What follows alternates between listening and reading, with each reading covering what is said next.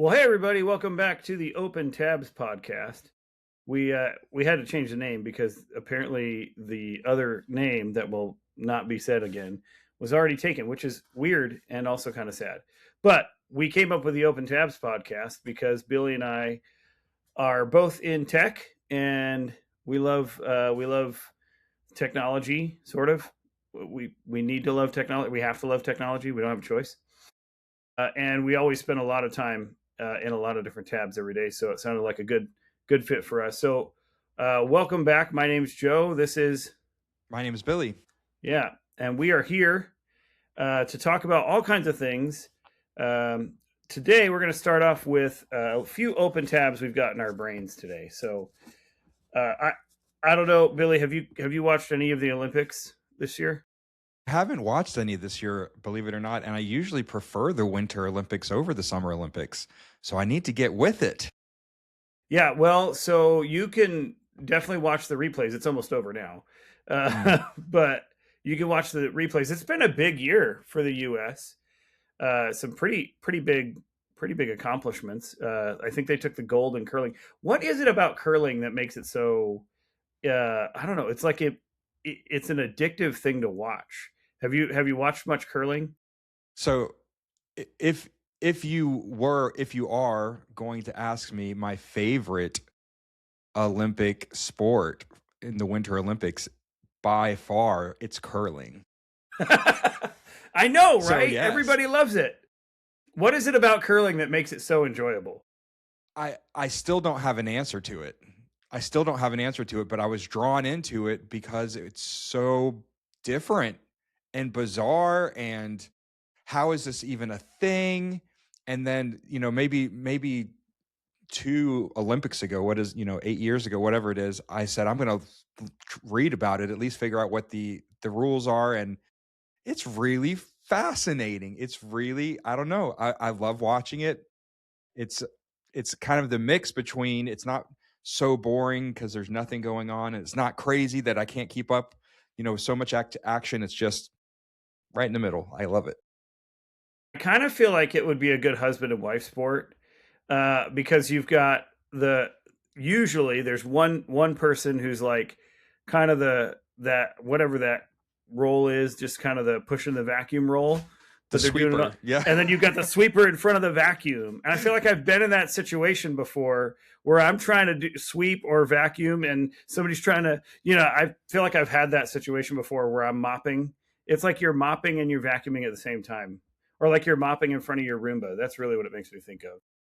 I wonder if a married couple would play uh is that how you say play curling, do curling? If the wife would get frustrated and just, you know, knock the husband off his feet because you're on ice. Yeah, no, my So wife would get frustrated for sure because I don't have the wherewithal to do something like that. Yeah, it's interesting because you can tell that it takes a level of athleticism that most mm, people don't have. Like just to be able to squat in that position while you're like riding the little what do they call the thingy on the Roomba thing? What do they call that? Do you know? oh, there's a fancy name for it. I don't know.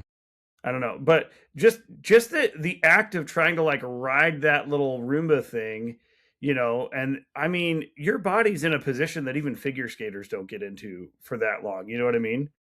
It takes athleticism. I'll give them that, and it's hard not to keep watching. It really is hard not to keep watching. Now, there's tabletop versions uh, of a game like this. It's kind of like shuffleboard, but not really. It's kind of like shuffleboard meets cornhole, Mm, but there's a board game that somebody turned me on to. It's called, it's Canadian, I think, and it's called something.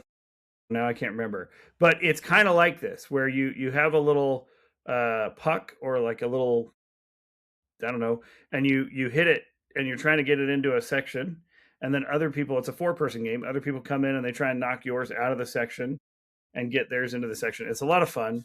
We should look it up and then show it to somebody.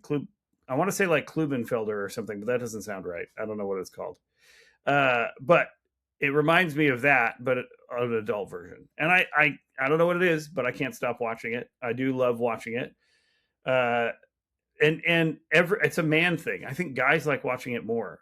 Maybe not. I don't know. Well, maybe we'll have to find out. I know my wife doesn't like watching it that much. I wonder if there's any sort of curling league here in the Atlanta area. Ooh, like you Because I could go know there's watch it cricket. live. I know there's cricket. I mean, for amateurs to participate. Well, there's rugby. I've heard of the rugby league out here. We're really into hockey in our family because two of my kids play hockey, and it's crazy how much stuff there is in Atlanta to do, winter sport wise, that you wouldn't think about. There's got to be, like, maybe at the Ice Palace, or the Ice Palace isn't there anymore, but one of those, like the ice rink in Duluth or something, that's got to have something like that. You know what I mean? Yeah. So check this out. You just found it, didn't you? The Atlanta Curling Club. Wow. See, where do they even meet? They've got to meet in Duluth. I don't even know if there's any other ice out there. So the first problem is that there's ice, and I'm not a small person. I'll have to wait till I meet my insurance deductible for the year before I can join. Yeah, for sure. Wow, that's so cool. Real life curling in Atlanta, Georgia. So I have really enjoyed the hockey. I mean, the U.S. has made some pretty big accomplishments this year in hockey. The women's team just killed it. They had the longest shutout record in Olympic history, something like 320 minutes of shutouts, basically, where they are the only ones that scored the game. So they went 5-0 for like their first 4 or 5 games. So really, I mean, it's things like that kind of make you proud to be an American when the U.S. shows up that way. The men's hockey team did it the first time in 46 years. They won the gold on Sunday. Wow. In 46 years. 46 years. When do you think, real quick, don't think about it too hard. When do you think, what year was that? I don't know. It was 1980, Billy. It was 1980. Why is 1980 only 46, or why is it 46 years ago? Oh, it's curtains for us. It's curtains, I tell you. I'm not processing this idea, and I don't know if this is a millennial thing, but I'm not processing the fact that the 80s was 40 years ago. I don't know why, because I know how old I am, but it just, every time I think about it, it just makes me a little bit sick to my stomach. Canada's being a bunch of whiny little girls about it, though, because I don't know if you know this, we beat Canada. But there's been articles. Actually, one of my open tabs right now is an article I was reading on Yahoo News that Canada's mad because I guess the U.S. won in overtime, and in the Olympic rules, which game? Which game? This is the gold medal game, the last game, U.S. versus Canada. I mean, what sport? Hockey. Oh, sorry, I was talking about hockey. I switched to hockey. My bad. So the U.S. And Canada played for the gold medal.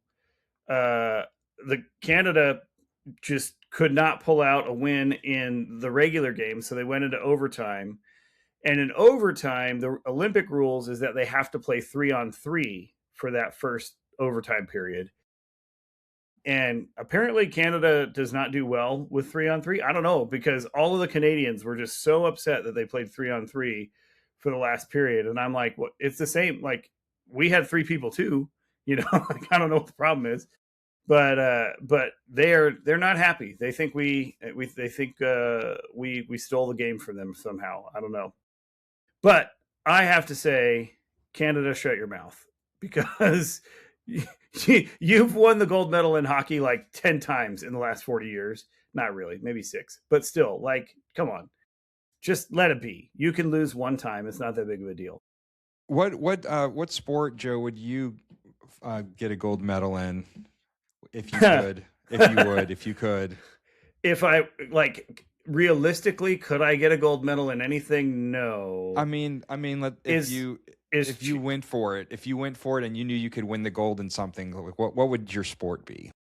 Boy, is couch surfing a sport? I don't know. Like, binge eating? I don't know. Like, I feel like I'd have to be in, like, the depressing, like not real sports to get a gold medal. I don't even know what that would be, but I'm not an athletic individual. That's for You, sure. you know, and I didn't read anything or see anything just based on what you're talking about with candidates. It is a little bit of a shame if that's the case, if if they're not being sportsmanlike, because you think about what other events, what other occasions in life in the world do we still have where all of these nations come together and do anything together just for uh, the fun of it and just for the pride of their own, their own nation. And if you lose the sportsmanship aspect of it, that's kind of defeats the whole purpose, you know? Right. Yeah. And I mean, nobody's saying that anybody did a bad job. We're talking about, here's the thing about games, all these kinds of games. Any team can be better than any other team on any given night. And Hmm. that's never more true than it is in hockey because it's such a fast-paced game and there are times when the worst team in the league will beat the best team in the league because just because. Now I'm not saying that I think the US and Canada both had the best teams this year. Um, and I think the US was a they showed up phenomenally this year. They really made us proud. And both teams, both the men's and the women's team. I don't think anybody can argue the women's team was probably the better team of all of hockey this year in the Olympics. I mean, they were just so good. But I don't know. You can't just say one game means that this is the best team ever because that night they were the better team. That's pretty much what it comes down to. Uh, and I agree, man. I think everybody should be just proud to be able to compete in that level. In the world we live in today, it reminds us that we can all work together and compete together and encourage each other. It's so cool too because a lot of the hockey players for the different countries they actually play in the states in our professional leagues in NHL, and so they went and played for their country even though they're still in the NHL. And so you had a lot of camaraderie amongst the teams when a U.S. Mm. player who's in the NHL would be you know playing against a player from the Czech Republic who happens to play in the NHL as well. So I think all the players did a really good job, and I think it was just a really exciting time. And I'm looking forward to more really good hockey in the Olympics as in the years to come. I think it'll be really cool. We used to have a hockey team in Atlanta, and we don't anymore. We have one in Gwinnett, in a Hmm. suburb of Atlanta, and the rumor on the street is, and I say that just because I haven't confirmed it, but there is a hockey stadium being built in Alpharetta, which is a suburb of North Atlanta. Um, Yeah, so there. that'll be So interesting. I do think they're attempting to court a 35th team out of the NHL, which would be really cool. Not to make this a hockey podcast all of a sudden, but I have heard rumors that they're trying to get the NHL to bring in another team on this side. We also have I don't know if you know this. We have a hockey team in Athens now, in Athens, Georgia, called the Athens Rock Lobsters. So they're a different league than the one that's in Gwinnett County that plays in Duluth. And the University of Georgia in Athens has their own hockey. I didn't know this. They've had a hockey team for several years now that plays in Athens. And there's actually a brand new stadium or arena out there, of 6,000 person arena that is where the Rock Lobsters and the Ice Dogs play. So hockey's making an appearance here. I don't think we've lost our roots. I think even though the Thrashers left, I don't think we ever lost our love for hockey. Now let's get real about it for a minute. Does anybody go to watch hockey other than to see them fight? I mean, isn't that the point? Like that's the only thing that's interesting about it to me. Well, yeah, it's kind of like it feels a little like a really chaotic version of soccer outside of the fact that they get to beat each other up. I think once you have somebody that plays hockey and you start to understand the rules, it becomes a lot more fun. But we went with our my brother-in-law and his fiance came to visit us, and we went and saw one of the kids' games. And they kept going, "Where's the fighting? When's there fighting?" I'm like, "The kids can't fight. That's not allowed in kids hockey. They're not allowed to like throw bows in Pee Wee League hockey. That's not okay. We can't encourage that." And I'm like, they're like, "Come on, let's fight." I'm like, "Can you stop, please? Like, I don't want my kid to get punched in the face." But it is, I mean, it is definitely a part of the culture, and people really enjoy that part of it for sure. I think there's a lot of nuance to the game once you get into it, but the fighting is definitely, I think anybody can appreciate a hockey game once the gloves come off for sure. Sure. So speaking of the Olympics, have you heard this idea that the bronze medal might be the happiest medal of the three? No, why? So there have been I don't know how official, but research at some point somebody did research and tried to find out the degree of happiness related to the gold, the silver, and the bronze. Uh-huh. And so you would think, or I would think, the gold is the happiest, and then the silver is the second happiest, and the bronze is the third happiest, but not so. Gold is certainly happy, but they found that the person winning the bronze was significantly happier about the bronze than the silver medalist. Why? Why? Think about it. If you won silver, you're bummed because you didn't win the gold. Oh. But if you won the bronze, you're on the platform. You're just happy to be on the podium, right? You made it on the platform, and you're happy that you're on the platform at all.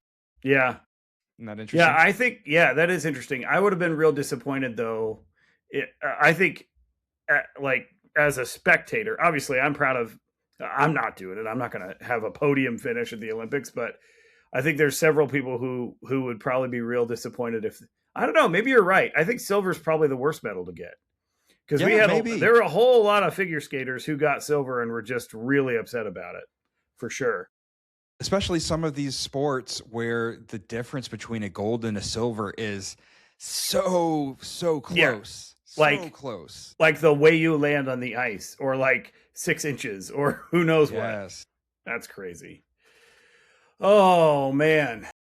Okay, so the Olympics has definitely been an open tab in our household for quite some time. The last 2 weeks for sure. Just, I don't know. There's something about it, like you said. Every couple years, I think actually, is it in 2 years it'll be in France, and then they're going to have for the Summer Olympics, and I think the U.S. is getting Olympics in 4 years. No, I'm sorry. In 6 years, technically. So LA gets the Summer Olympics in 6 years from now, and then I think, is it Denver? Maybe Denver gets the Olympics, not this next time, but maybe the time. So it's already planned out. Oh yeah, they've got it. Okay. Yeah, they've got it planned out for years. So we were talking about, oh man, because we prefer the Winter Olympics, of course. Who doesn't? But I think it would be so fun to go to the Olympics, like. You remember it was here in Atlanta. I mean, you lived in Atlanta when it was here. I didn't live here then, but I moved out a couple years after. But such a neat experience to be able to have something like that in your home turf or in your hometown. We still have lots of markers about it from it all over Centennial Park and all that. So it's a real point of pride. I don't know that Atlanta could host something like that again. It was just so. It takes up so much land. You know what I mean? Like the tennis stadium in Stone Mountain is a storage facility now, I think, or something like that. But it certainly puts the city, put Atlanta on the map. It puts any city on the map for quite some time. You know, it's a big deal. It's a big deal, and people come from all over the world, and it's not something that you don't forget about. You know. Yeah, for sure. So, what about you? What kind of open tabs do you have right now?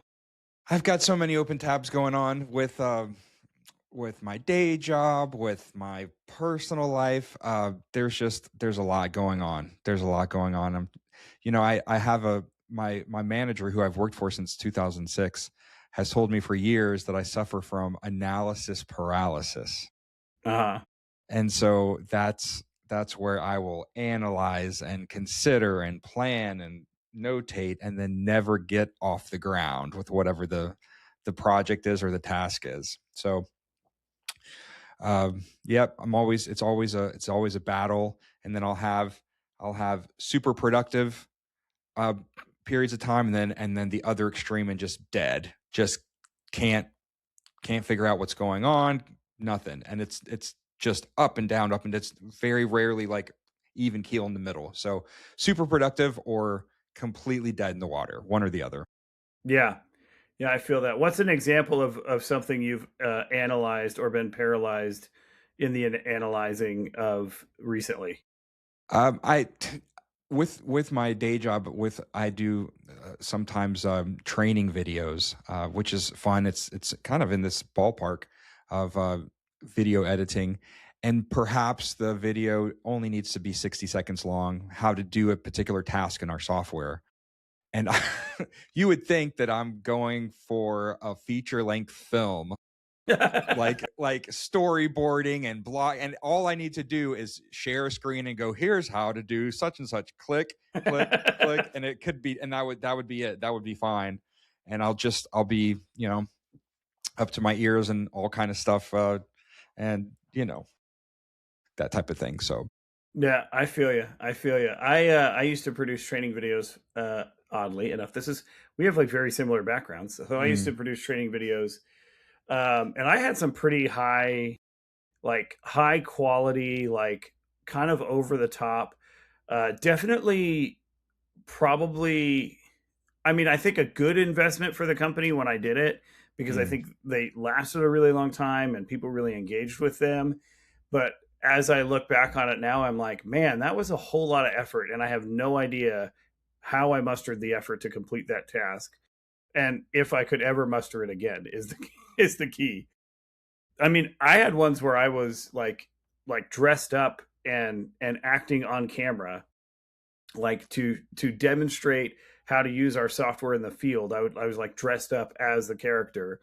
It was that's pretty legit. fantastic. I know it was pretty good. Everybody really liked it, but I was like, man, that took me like a month to complete, and I don't even know that it was.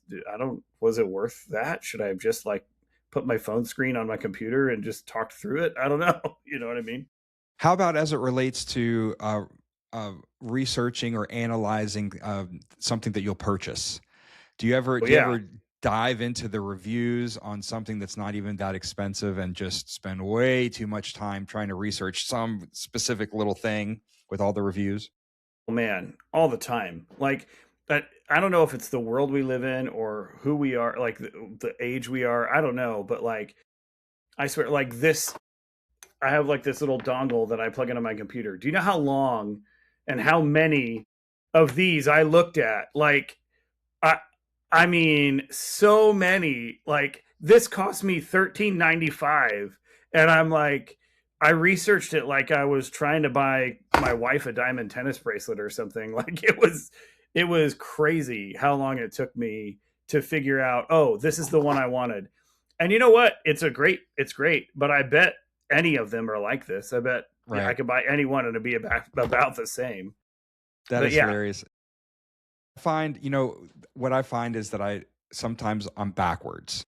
So for something like this, something that's perhaps, I don't know, 20 or $30, $40, I can I can dive into this tunnel, into this rabbit hole of research and reviews, and come back to it for days, and all of this time.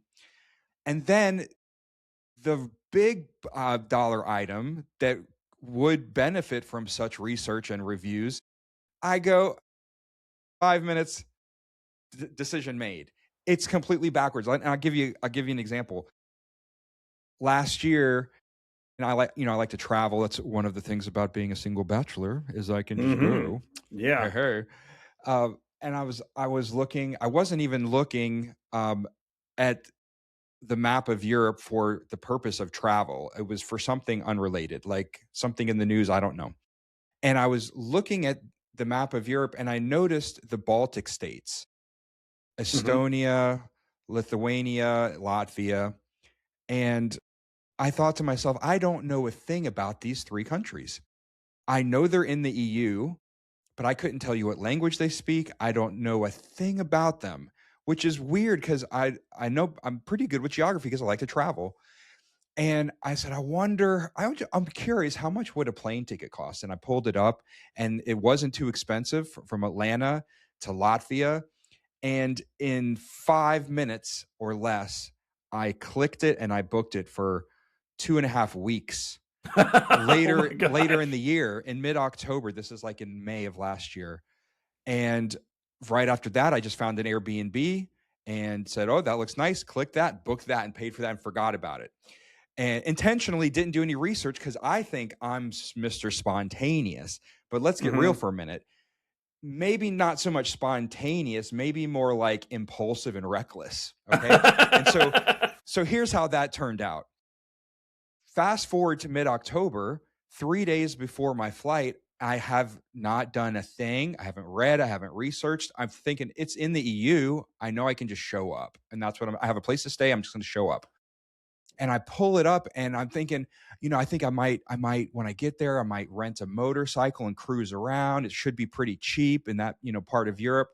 Come to find out, I picked a place that's extremely cold and rainy that time of year. Even in mid-October, it was barely above freezing, and it was raining for the whole time for the next 2.5 weeks that I would be there.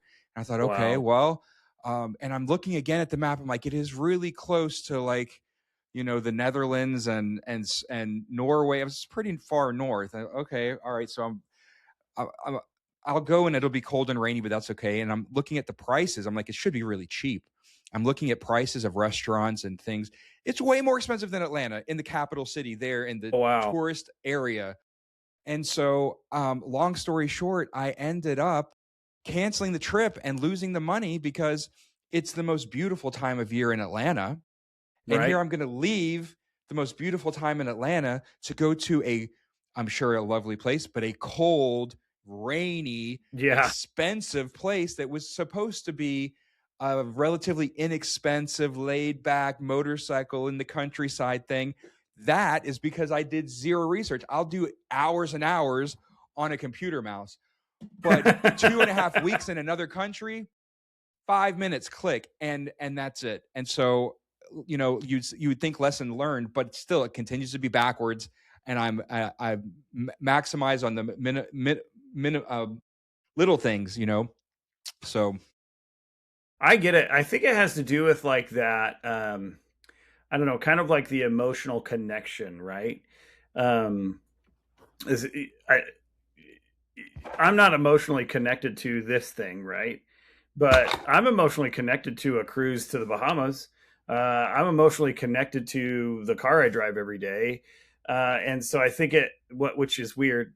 Not everybody, I guess, would be, but I am, and so I think it can be hard to not kind of make impulsive decisions when our emotions are connected to those things. I have been in several situations in my life where I've gone, oh, I like that, and it's just cool, and I'll spend money on that and not even think about it, just because I like it and it excites me and it gets my emotions pumping. So I get it, man. I get it. I think that's one of the key. Hopefully you don't mind me saying this, but knowing that you and I both have ADHD, right? That H, it's funny because everybody says, "Oh, you don't seem that hyper," and it's like, "Well, dude, I'm 40. I'm not hyper anymore." But that H is I sure actually, am. I yeah, sure you are. am. You can be, Good yeah. grief. But that H actually, it's probably better described with an I. It's really more like attention deficit and impulsivity disorder. Yes. And it's crazy how easy it is. In fact, when I had a doctor tell me, like, uh, he, he didn't ask me if I was hyperactive, but he said, "Do you find that you're at the grocery store and your urge is to buy something you like or buy something you want?" And I was like, freaking every trip. Like every trip I go, I've got a list that I think things I know I need, and then I've got the things I pick up as I'm walking by because they make me happy. And he's like, "Yeah, that's ADHD. That's like your impulsiveness kind of like interjecting itself." And so, yeah, man, many of decisions I have made, not all of them good, but many of decisions I'm with you. Many of decisions I've made uh, out of that, out of that, do you ever find that your analysis paralysis just gets you to that point of like, I'm just over it and I don't want to deal with it anymore, and I'm just going to buy whatever just to make it go away? Have you ever been in that situation before? Oh yeah. Oh yeah. Yeah. And it could be big things, but it's usually more often it's little things. I mean, I and this is going to sound so ridiculous because it is. How about what I'm going to order at the restaurant? If I'm with somebody, I'm kind of forced to pick something. But if it's, it's a Friday night, I'm home alone and I've decided I'm going to order something delivered to the house, buddy, I can spend so much time scrolling through and considering, do I want pizza? Do I want a burger? Reading the reviews, looking at the pictures, thinking it's got to be perfect. And at a certain point, I'll actually just say, forget it. I'm so Yeah. frustrated with myself. Nothing's going to be good at this point. I'm just so over it that I'll just say, forget it. And I'll eat a, box of saltine crackers or something like that. Yeah. And so I've got, I've got to, it's a funny thing how that works sometimes. It's almost better. I'll give you going along with that. This is I just thought of a great example. So I went to college in England. It was the first time I'd left the country. Certainly the first time I lived outside the country. And people talked about this idea of culture shock. I didn't have it. I didn't have it at all going to England. I was, expecting it to be different, and it is, and it was wonderful. And I never Hmm. had any kind of culture shock. Now, I was there that first trip for a solid year before I came back to America. Oh, wow. And the culture shock happened when I came back because I was Oh. used to what was going on over there. And I came back, the culture shock of, wow, the cars are so much bigger. The roads, the lanes are wider, all this. But here's where the culture shock was the, the most prominent for me. It was maybe the day or the day after I got back, a year in England. Okay. And when I was there, I was cooking and I was living and so forth, just like anyone else. I come back and I'm back in Atlanta and I'm at a grocery store here. Okay. Typical grocery store in the States. And I specifically remember I'm on an aisle to buy salad dressing. Now, in the grocery store in England, there might have been two, maybe three different types of salad dressing to choose from. And I come back to America and there's an aisle full of salad dressing, Hmm. 30 feet wide. There's different brands, there's different flavors, there's different sizes, there's different prices. And I stood there looking, and it's taller than I am, and going for who knows how many minutes, just with my mouth open, like, how am I supposed to pick one? How am I supposed to pick one? I don't know what to do. That was the culture shock. And sometimes too many choices works against us. And they've even done research to when it comes to marketing, they found sometimes if you give a consumer too many options, they end up not buying anything. Hmm. Hmm. So there's like the sweet spot of enough options and possibilities, but not too many where the consumer gets overwhelmed and says, forget it. Yeah. Yeah. It's interesting. This idea of like the big box store is a very American thing. And it's so interesting because every time someone, so I have family that lives in the UK, or family that lives in India, or anywhere else, or people who come to visit from a Latin American country, or something like that. And the thing that they notice is the size of our cars, the size of our roads, and the size of our stores. It's crazy. I remember my cousin who's from the UK. She came over a few months back, and she was like, "I just can't believe how big the cars are in here." I'm like, "Well, we've got a lot of big families." She's like, "No, we have cars that seat 6 and 7 people, and they are nowhere near the size of your minivan." And I'm like, she's like, "You can't even call this a minivan. This is like what an express van would, like a delivery van looks like in the UK." But everything is so much wider and open. And one time I remember going to the grocery store and just going down the wine aisle to get wine for dinner, and having someone be from another country just looking at it and going, "How could you ever select a wine from all of this?" And I was like, "Well, easy. You pick from the middle two shelves, because the top shelf is stuff you can't afford. The bottom shelf tastes like prison water. So you just pick from the middle two shelves and you're good to go. And she's like, but why do you have the bottom and the top shelf? So yeah, it's our level of choice. I mean, I like it. I like new things, and I like to be able to choose between things, but it can really be difficult. And I think the internet. Do you remember? I mean, when you didn't want to go out before, before I don't know, even 10 years ago, 15 years ago, if you didn't want to go out, your choices were pizza or if you had a Chinese food place that delivered. That's right. Like, that's all we had. And That's if there's right. any kids watching this, they're thinking, what are you talking about? But like, you couldn't get any restaurant on the planet just to come to, even when I moved to Logan. So I live out in this kind of, not the sticks, but kind of the sticks. When we moved out here in 2017, it's not like we had Uber Eats. We didn't even have DoorDash out here. I remember I worked in Atlanta, so I could get Uber Eats or DoorDash in Atlanta for lunch. But you come out here, you can't get that kind of thing. You got to go to a store and pick it up. So there was no. But now we've just exploded in this idea of convenience culture. You can get DoorDash in the middle of nowhere now. It's crazy. Yeah, and it sometimes can work against us because, especially for me living alone, if I'm not careful, without even realizing it, perhaps I can become so isolated because Mm. everything arrives at my doorstep within minutes. Within minutes, fresh produce, frozen groceries, restaurant food, you name it, anything and everything is at my door within minutes. What do I even have to leave the house for?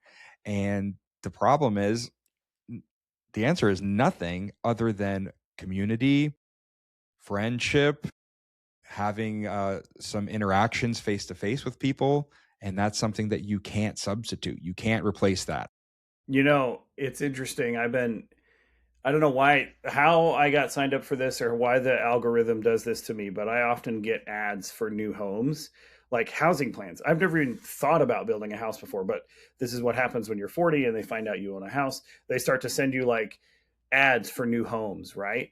And every new home, like, uh, plan that you see, floor plan that pops up on your feed nowadays, it has like office rooms and like extra living space and things that you would never have thought to have in a house 10 or 15 years ago.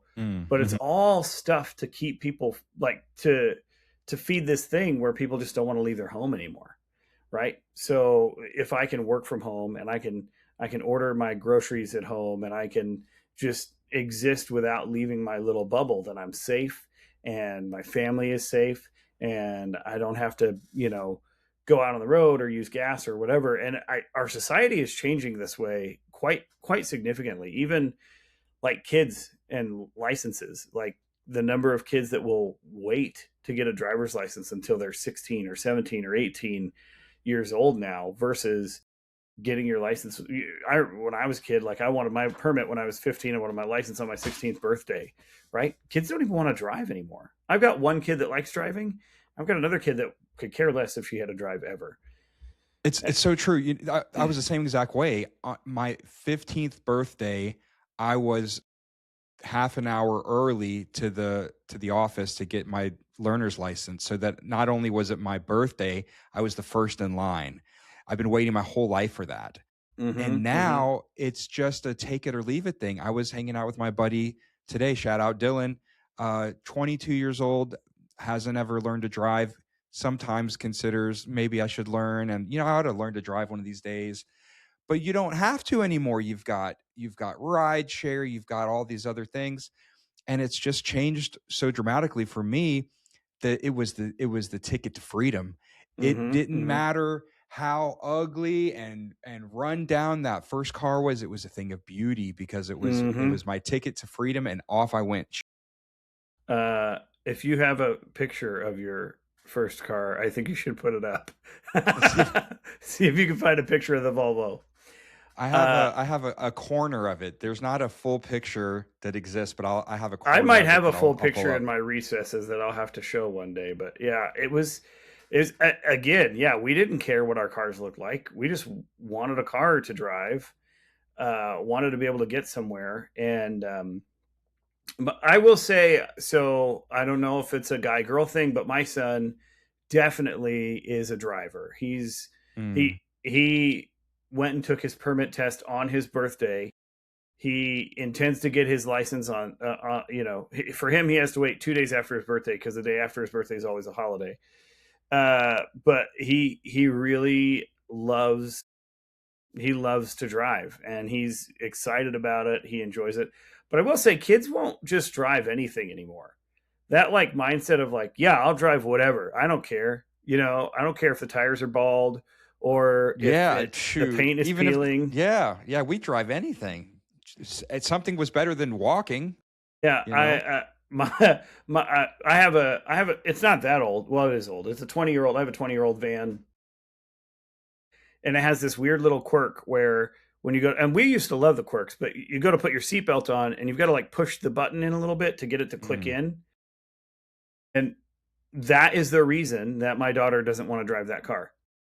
That That's it. thing. That's it. She's like, I don't. It's weird. I don't like it. I don't like that it doesn't operate normally.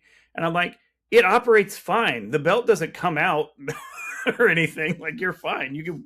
Everything else still works. But yeah, just kids are. I think they're a little more particular. They're a little less motivated to drive. Um, Everything is more expensive. Like I don't remember having to pay $1,000 every 6 months for my car insurance. That's for sure. So yeah, I mean, there's a lot of factors, I guess, but kids just aren't as motivated as they used to be. So were you nervous when your son was, or are you nervous as he's learning to drive? Like, how is that? How does that feel? It's funny. There's this video that somebody posted about like the difference between a dad teaching their kid how to drive and a mom teaching their kid how to drive, and the mom's like stop, stop, stop, stop, stop, stop, and she's grabbing the bar and she's freaking out every second. Yes. And the dad is like, okay, yep, just go ahead and accelerate. Oh, no problem. We just gave that car in front of us a little love tap. Let's just pull on over. And it is so like that. Love tap. It is so like that. This is going to cost your insurance $1,500. Yeah, It's a in love our tap. family, at least, it's very much like that. I don't I don't mind. It doesn't stress me out to have my kids driving. Um, it stresses me out. I feel a little bit of stress, like if because my daughter is fully licensed, so if she takes all of the kids home or something like that at one time, and I'm not with them, and mom's not with them, that gets us both a little like all our Mm. eggs in one basket, right? But generally speaking, I think cars are so safe these days, and at least with my daughter, I feel like she's pretty responsible. She's not going to go like trying to Tokyo drift the minivan anytime soon. But like with Hopefully. my yeah, well, I would hope not. I don't even know if she knows how to do that. I don't know that I know how to do that. But I could see with my son that he may be a little bit more into like, ooh, I want to learn how to like use an e-brake to drift the car or something. You know what I mean? But he's also got a good head on his shoulders, thank the Lord. And it's not as scary to me, I think, because I'm not as worried about needing to control it. I think I'm not as concerned about it. I think it's just different for that's different for dads. They're just whatever. It's going to be all right. Things will be fine. I mean, we might die, but it's okay. Whatever, like. But Yeah, mom's not yeah. so much. It is. I will say it was initially terrifying for me. Just that first time, you don't know what it's going to be like, and your kid doesn't really know how to get out. And in Georgia, you got to get up on it when you get out in the 2 lane road like that. And that was Yes. probably the most. That's the most scary thing for me is when they pull out too slow and I'm always like, no, no, no, speed up, speed up, speed up, speed up. Like that's and mom's always like, stop, stop, Yes. stop, stop, stop. But yeah, I think it's just one of those things, and it's a rite of passage, and we believe that our kids really should do that and enjoy that because who knows, man, we may not have that much longer to drive. Cars might That's take that away true. from us eventually. That's true. Yeah, I remember that year when I was 15. This is credit to my late stepfather, Bob.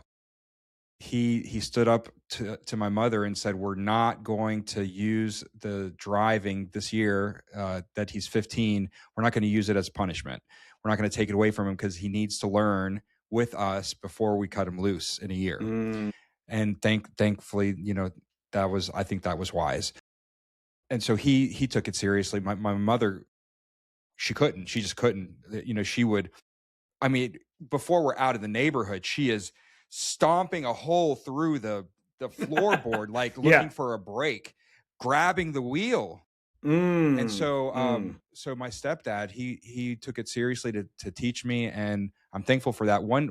I remember one day he said, "Today we're going to learn." I mean, and this is not just, "Hey, we're going to the store, you can drive there and back." That's nice too. But he, specifically to teach, he said, "Today you're going to learn how to do something that's very dangerous. You're going to learn to merge on to the highway and then off." And so we spent the whole Saturday, we drove all the way to the border of South Carolina on I-20 and back. And every single exit, I got off. And then I got back on. And the next exit, I got off and I got back on. And I learned that day for hours to get back on and off on these exits. And so he did those type of things with me that year. And I was grateful.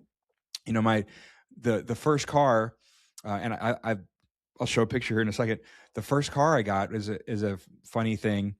Again, I've been looking forward to this my whole life.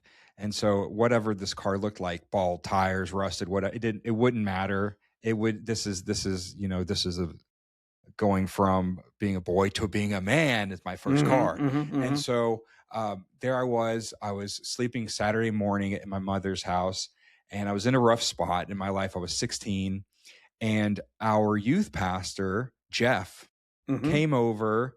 I don't know how he knew where I lived.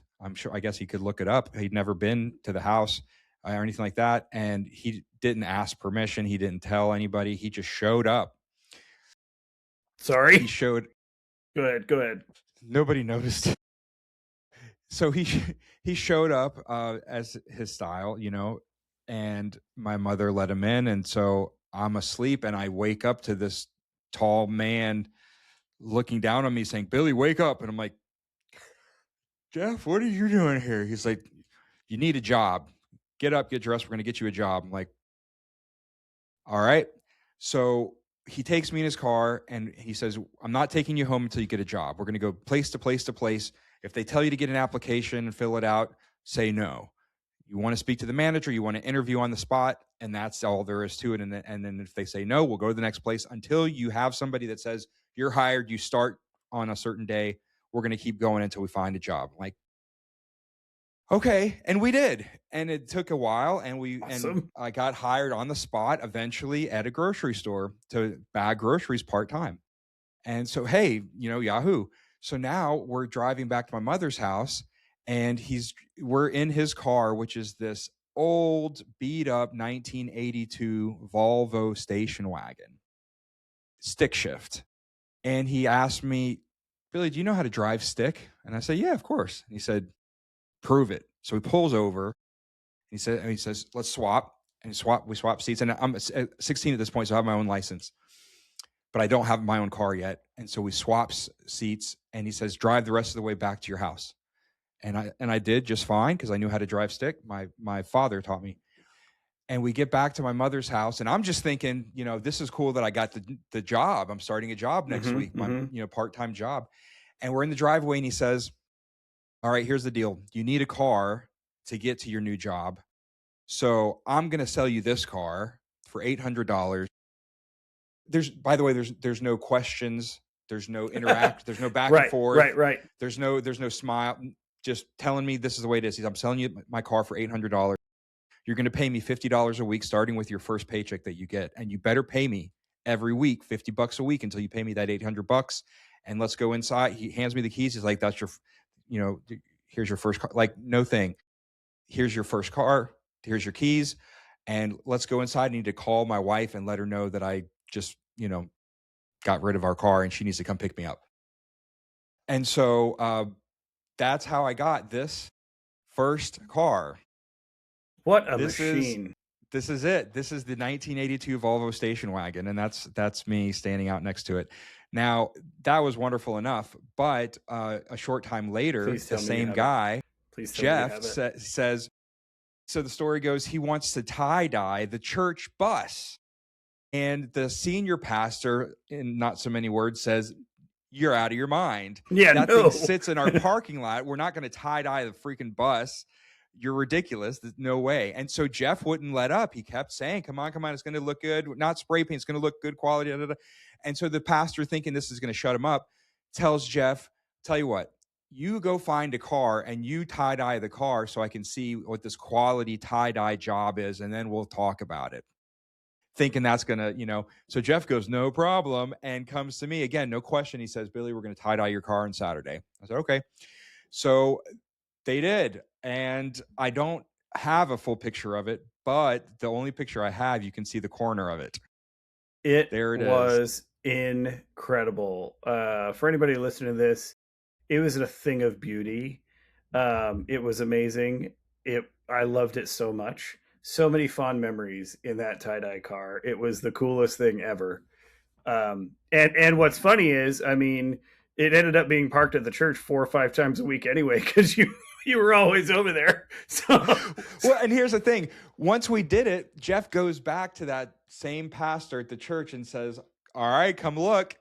And he comes out, and I was there for this, and he comes out and looks at it, and he's like, I'm actually impressed. You guys did a really good job. I mean, this wasn't spray paint. You can kind of see the corner in the picture. There were sponges and paint, and there was a tie-dye t-shirt on a hanger in the parking lot so we could see what it looked like as a guide. And so the pastor said, you guys did a really nice job. That looks so good. And so he's like, so we're going to tie-dye the bus? He says, no. So that was it, man. That was it. Yep. Yeah. I remember distinctly riding to that car to Gwinnett Place Mall with our Jenko jeans and all kinds of shenanigans. And I don't know, man. I think there's something character building in your first car being a POS, as it were. Yes. You know what I mean? It's just, it gives you an appreciation for I mean, I remember my first car was also a station wagon, an 85 Cressida, but it didn't run really well. So then I ended up shortly thereafter getting my grandma's car, which was an 89 Subaru GL. And I thought, man, this is such an upgrade, man. This is 2 or 3 years, 4 years newer, and it was in really good shape, had low miles. Also stick shift, which made me feel like a man. I think there's something about driving stick that makes you feel manly. And yeah, man, I think it's such a cool rite of passage to get your first car. And we are coming up on this is a record length podcast at this point. We're coming up here on the hour. So time to shift gears. Last thing we're going to talk about tonight, the tabs we are closing.